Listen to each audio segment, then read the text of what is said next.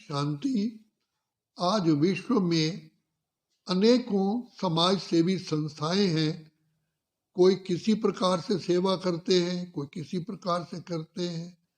कोई विद्यालय खोल करके शिक्षा देते हैं, कोई हॉस्पिटल खोल करके हेल्थ देते हैं, कोई धर्मशालाएं बना करके रहने के लिए स्थान देते हैं, कोई तालाब बना करके प्यासों को पानी पिलाते हैं, पशु आके पिए, और कई सड़कों पर पेड़ लगाते हैं, कई पौधे लगाते हैं ताकि हरियाली बनी रहे। कोई ऑक्सीजन के लिए विशेष रूप से पौधे लगाते हैं। तो इन सब के होते हुए भी पाठशालाएं खोली, अनेक हॉस्पिटल खोली, तालाब बनवाए, कुएं बनवाए, पेड़ लगवाए।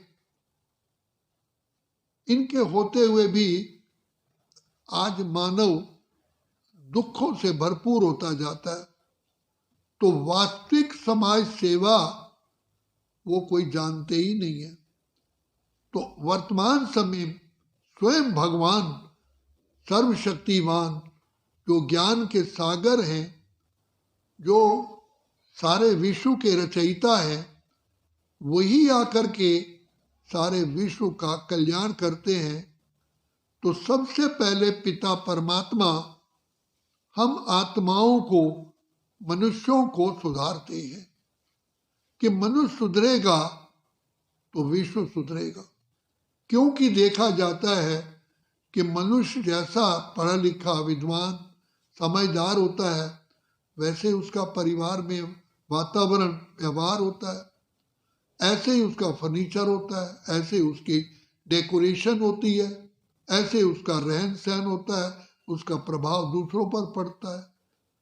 तो जैसे एक सेब गला हुआ होता है, सारी पेटी को गला देता है, ऐसे ही एक मनुष्य भी सुधरता है तो उसका सारे परिवार पर इफेक्ट होता है, और परिवार सुधरने से सारे मोहल्ले पर, मोहल्ले से सारे गांव, शहर तक इस प्रकार सुधार होता है। जैसे एक दिया जलाते हैं तो एक दिए से अनेकों दिए जल जाते हैं, तभी तो दीप माला होती है। तो पिता परमात्मा आकर के मनुष्य आत्माओं को सुधारने के लिए सबसे पहले उनको आत्मिक ज्ञान देते हैं। क्योंकि मनुष्य के शरीर के अंदर कर्म करने वाली, गुण अवगुण को धारण करने वाली आत्मा ही है। आत्मा के सुधरने से मनुष्य सुधर जाता है।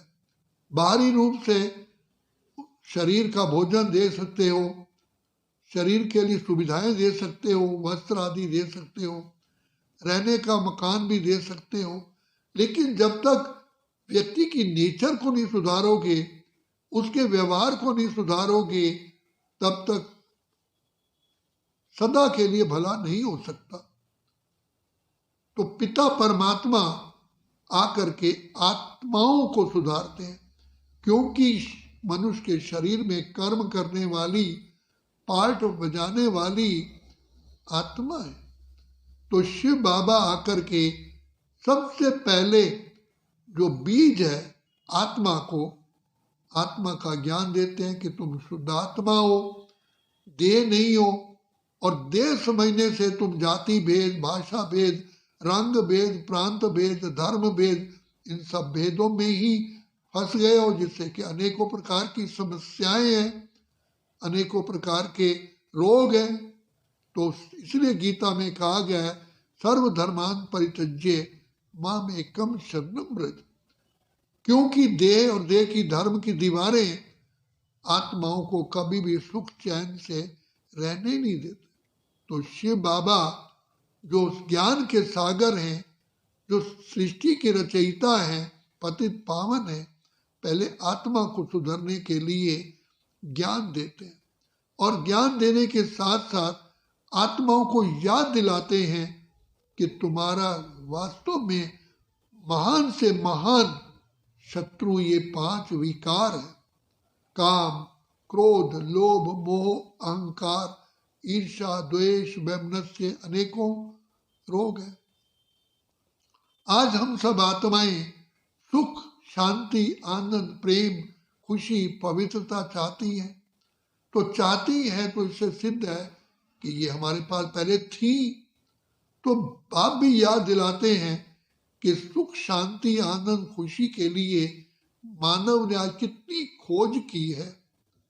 तो लेकिन क्या मानव सुखी हुआ? क्योंकि उसको पता ही नहीं है कि दुख का कारण क्या है। जब दुख का कारण हटा दिया जाए तो सुख अपने आप ही होगा। अंधकार मिटा दिया जाए तो रोशनी अपने आप ही होगी। भगवान को कहो रोशनी कर दो, रोशनी कर दो, रोशनी कर दो, तो जब तक अंधकार नहीं मिटेगा रोशनी कैसे होगी? तो परम पिता परमात्मा आकर के आत्माओं को ज्ञान देते हैं। आत्मा का महान शत्रु ये देह अभिमान है। हम मुख से कहते हैं, समझते भी हैं कि ये मेरा शरीर है। जब मेरा शरीर है, मैं तो शरीर नहीं हूं ना, फिर अपने को शरीर क्यों समझते हो? शरीर समझने से तो सारी ज्योत हमारी बुझ जाती है, अंधकार में आते हैं। क्या ये सत्य है कि मैं शरीर हूं? कहते भी हैं एक दिन मैं शरीर छोड़ के चला जाऊंगा। तो शरीर मेरा है, मैं शरीर नहीं हूं। अपने को शरीर समझना ही सबसे बड़ी मिस्टेक है, सबसे बड़ा अंधकार है, सबसे बड़ा अज्ञान है और सबसे बड़ा पाप है। क्योंकि इस देह अभिमान में आने से ही, अपने को देह समझने से ही हम एक दूसरे को देह देखते हैं, उसी से ही विकार का जन्म होता है। जैसे अंधकार में मच्छर आते हैं, कीड़े मकोड़े आ जाते हैं, इसी प्रकार से अपने को देह समझने से ही विकार आते हैं। भले हम आरती में रोज कहते हैं परमात्मा को, विषय विकार मिटाओ पाप हरो देवा, उधर कह भी रहे हैं और विषय विकारी बनते भी जा रहे हैं। तो पिता परमात्मा आकर के हमारी आत्मिक ज्योत जलाते हैं, जिस ज्योत के जलने से ही हम सच्चे सच्चे दानव से मानव, मानव से देव बनते हैं। तो शिव बाबा कल्याणकारी आकर के आत्मा का ज्ञान देते हैं। जिस प्रकार से बीज को पानी देने से सारा वृक्ष को पानी मिल जाता है, पत्ते पत्ते को मिल जाता है, ऐसे ही आत्मा का ज्ञान मिलने से, आत्मा के सुधरने से सारा विश्व सुधर जाता है। यही शिव बाबा आकर के ज्ञान देते हैं। आत्मा का ज्ञान आज किसी के पास ही भी नहीं है। देह का ज्ञान तो भिन्न भिन्न प्रकार से देहधारियों ने दिया, लेकिन उससे तो हमारा कल्याण हुआ नहीं। आज लाखों हॉस्पिटल हैं, लाखों विद्यालय हैं, लाखों यूनिवर्सिटी हैं, लाखों धर्म संस्थाएं हैं, क्या संसार का भला हुआ? तो शिव बाबा ने इस समय पर प्रजापिता ब्रह्मा के द्वारा, प्रजापिता ब्रह्मा कुमारी ईश्वर विश्वविद्यालय के द्वारा आत्मिक ज्ञान दे करके हमारी आंतरिक बीमारी को दूर करके सदा काल के लिए हमें रोशनी दी है। जिससे पिता परमात्मा हमें कहते हैं विद्यालय में लक्ष्य होता है, तो इस विश्वविद्यालय का लक्ष्य है नर से श्री नारायण, नारी से लक्ष्मी बनना।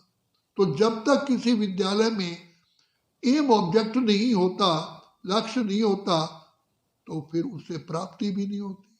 तो भगवान ईश्वर आकर के नरक को स्वर्ग बनाने के लिए, कलयुग को सतयुग बनाने के लिए हमें ये आत्मिक ज्ञान दे करके हमें ज्ञान मूर्त, गुण मूर्त, धारणा मूर्त, तपस्या मूर्त और सेवा मूर्त बना करके हमें महान से महान सृष्टि का ऊंच से ऊंच पद देते हैं।